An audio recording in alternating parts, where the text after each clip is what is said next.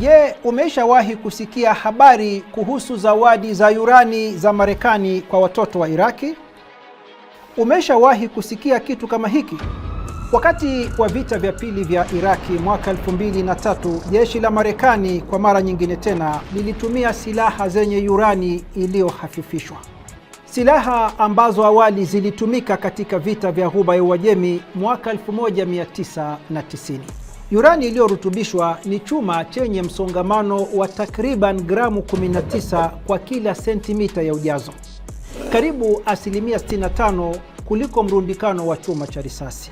Ni sifa hii ndiyo imepelekea madini hayo kutumika katika utengenezaji wa silaha zinazotumika kulipua vifaru.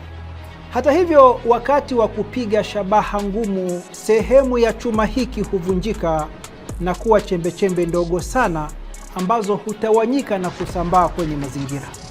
Kwa mujibu wa wakala wa kimataifa wa nishati atomiki, takriban tani 321 za urani iliyohafifishwa zilirushwa na vikosi vya majeshi ya muungano wakati wa vita vya Ghuba ya Uajemi mwaka 1991.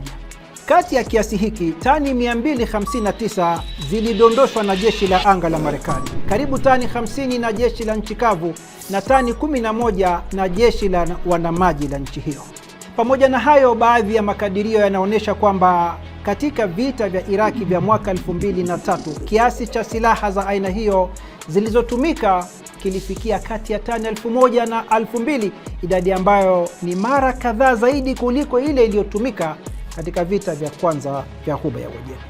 Kwa mujibu wa data za kijeshi za Marekani, ndege moja tu aina ya A-10 ina uwezo wa kurusha raundi 3900 za risasi katika dakika moja, ambapo kila raundi yenye ukubwa wa milimita 30 ina kipenyo cha urani zenye uzito wa gramu 280.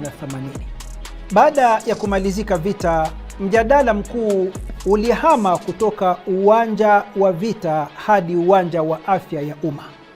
Dr. Suad Azawi, mtafiti katika chuo kikuu cha Baghdad nchini Iraki, aliripoti kwamba huko Basra pekee visa vya leukemia au saratani ya damu ya watoto viliongezeka kwa karibu asilimia 60 kati ya mwaka 1990 na mwaka 1997, na kwamba baadhi ya kasoro za kuzaliwa zimeongezeka karibu mara 3 zaidi tangu mwaka 1998.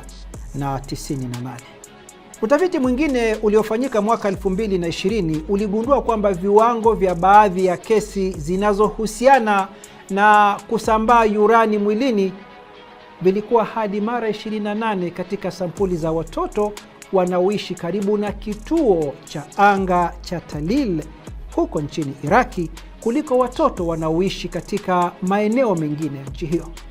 Na huenda hii ikawa mojawapo ya zawadi chungu zaidi ambazo zimeachwa na vita kwa vizazi vijavyo.